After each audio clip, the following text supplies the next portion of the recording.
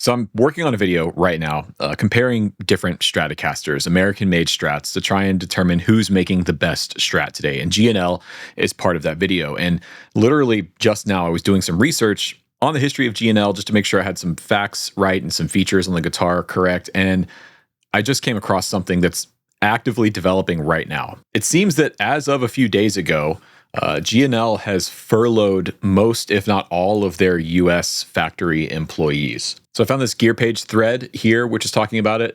Phil McKnight also mentioned it on his podcast last Friday, which we'll talk about in just a second. And apparently this stems from their Facebook group, a discussion in their Facebook group. And I don't know if this is the original discussion or not, but here we have Tom saying, "Keep the faith. I'm a true believer in the vision of GNL. The phoenix will rise from the ashes.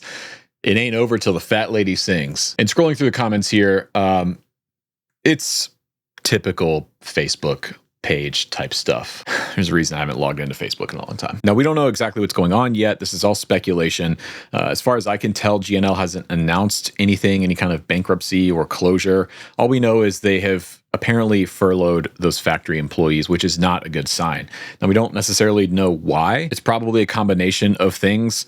The tariffs, for sure, have to be having an impact on them like it is having on all of the guitar companies in the United States, whether they're big or small. But it's probably not just that. I mean, as long as I've been playing guitar, which is 20-something years at this point, GNL has always kind of been a hard company to sort of place in the market. I know they make great guitars. In fact, I've got one here. I've got this one for the Strat video that I'm working on. It's an S500 Fullerton.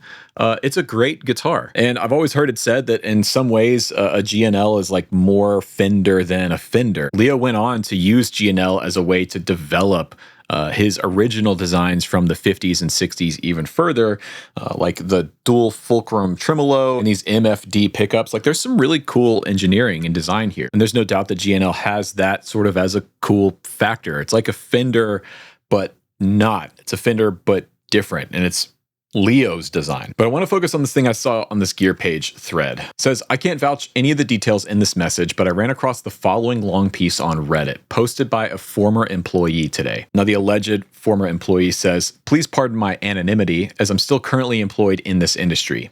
In my opinion, GNL has always been on the cusp of great things, but has always been its own worst enemy. The McLarens, the people currently running GNL, have played a major role in the company's overall prosperity for better or worse.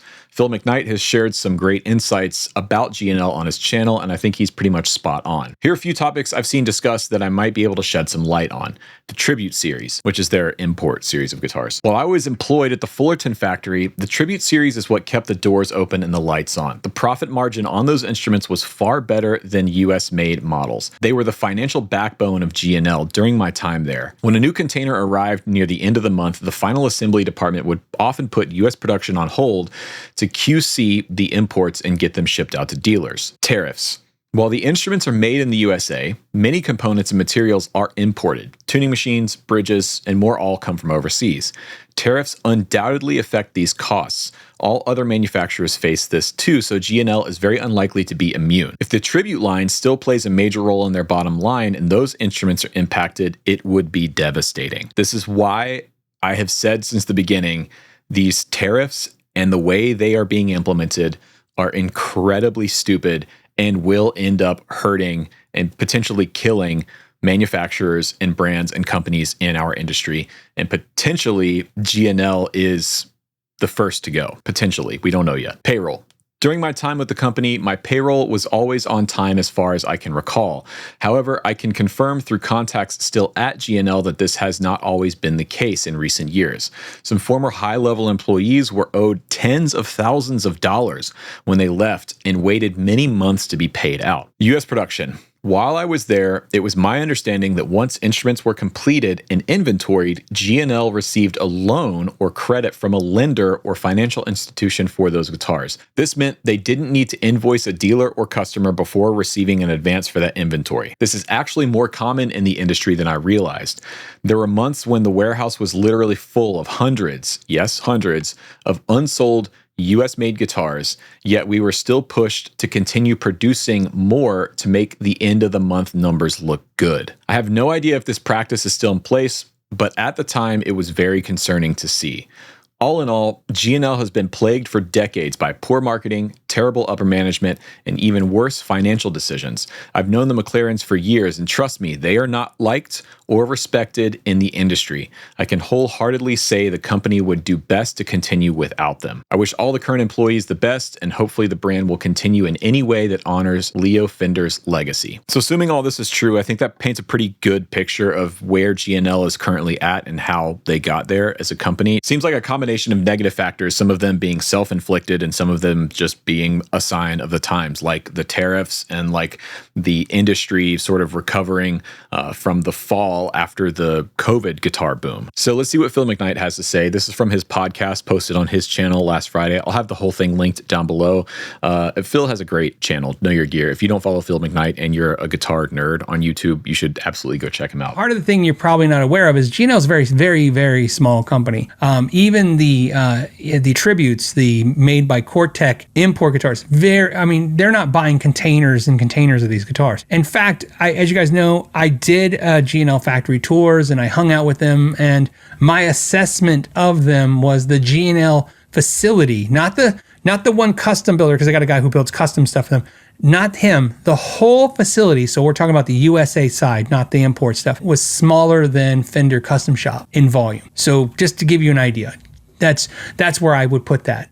G&L. Now, I could also back that with some numbers, because if you look at their gross total sales versus Fender Custom Shop total sales, Fender Custom Shop's bigger by dollars too, by a good amount. G&L, I think, and this is my personal opinion, it's been this way, and I've told them this personally, so I don't have a problem telling you guys this. I think they have a lot of passion. They're definitely a group of people who really champion and love what Leo Fender did, the whole story of Leo Fender, and they champion the history, the California part of the history of the company. The whole thing is just, they're very passionate. What I see is a small builder building guitars and trying really hard.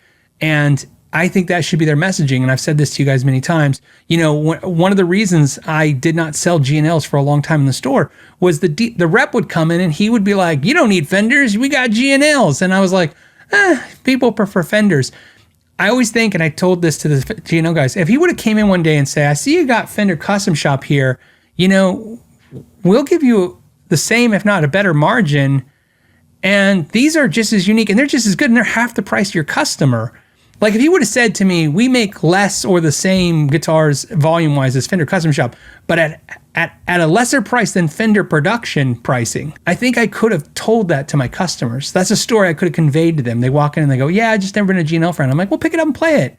You know, this is still handmade, basically. Still a lot of hands on this. Yeah, I think Phil is spot on there. This really is the power of branding and the power of storytelling, because G&L has a really interesting and cool story. You know, Leo Fender and George Fullerton, the guys that, you know, started Fender and built it up. Leo sells in 1965. He goes on to co-found Music Man and become the president of Music Man, and until the late 70s and the early 80s, when then he and Fullerton went on to start G&L. And it's, I guess, what Leo would have done had he just stayed at Fender and kept ownership of the company. He would have kept developing and kept problem solving. I mean, that's what Leo Fender was. He was an inventor. He was an engineer, not a musician. He was a problem solver. But G&L has never been able to effectively tell that story. And I say that because as someone who's, again, been a guitar player and a guitar nerd for 20 plus years, and as someone who's been in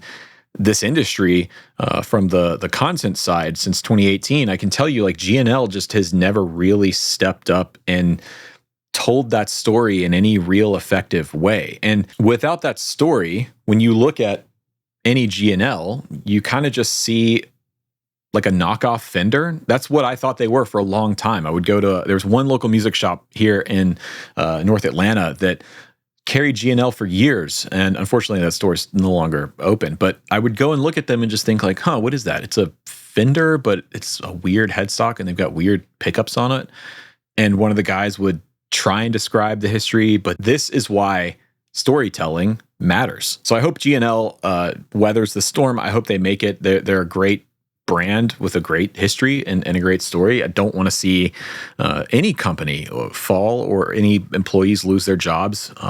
But we also have to talk about the tariffs. There's no question that these idiotic tariffs are having an impact on companies. And when you see, that Reddit post from the former employee, it makes sense as to why G&L may be the first company to falter and not be able to weather the storm of these tariffs. But I can tell you, I've had many firsthand conversations with friends of mine in this industry who are founders of these brands or who run these brands, big brands and small brands, big manufacturers and small mom and pop boutique manufacturers, and they all are saying the same things, that these tariffs are kicking their asses. Some of them are weathering this storm better than others, but there's no question that it is impacting their businesses. And again, like I said in that original Trump tariff video months ago, this is going to hurt people.